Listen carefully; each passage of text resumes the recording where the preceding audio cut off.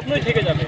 হয়তো শওকত মোল্লা মনে করছে যে একটা বাড়িতে 40 জনা 50 জনা করে লোক নিয়ে গিয়ে হুমকি দিয়ে হয়তো কিছু কিছু ব্যক্তি দুর্বল লোক তাদেরকে জয়েন করাচ্ছে, তাদেরকে হয়তো ভয় দেখিয়ে তৃণমূলে জয়েন করাচ্ছে, কিন্তু কেউ অন্তর থেকে কেউ তৃণমূল করছে না।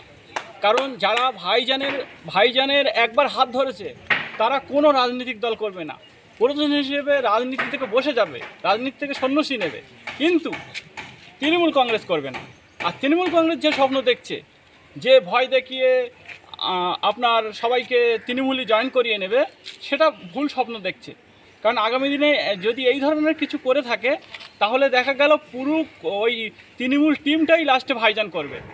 তাই অনুরোধ করব অন্তত তৃণমূল আর আইএসএফ পার্থক্য রাখুন, তাতে ভালো হবে।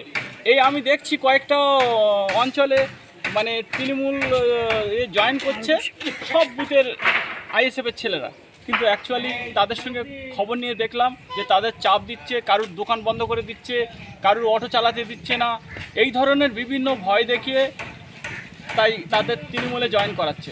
তবে একটা কথা বলবো, আমাকে পর্যন্ত বিশেষ করে আমাকে খয়রুল বলেছে যে 4 তারিখের পরে ওকে তুলে নিয়ে ঠ্যাং হাত পা কুচে দেব।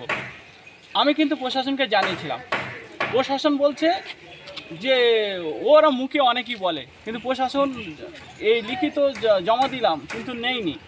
তাই আমি যেখানে যা জানাবার জানিয়েছি। আর আমরা কোনো দিন বিশেষ করে ভাইজান ছাড়া অন্য কোনো রাজনৈতিক দলে আমরা যাব না। আর শওকত মোল্লা যে ভয় দেখাচ্ছে এ ভয় আইএসএফের কোনো ছেলে করে না, ওই ফালতু ভুলভাল বকে লাভ নেই। আমাদের যে অঞ্চলে যারা দেখছিলাম, বিশেষ করে ভগবানপুর অঞ্চলে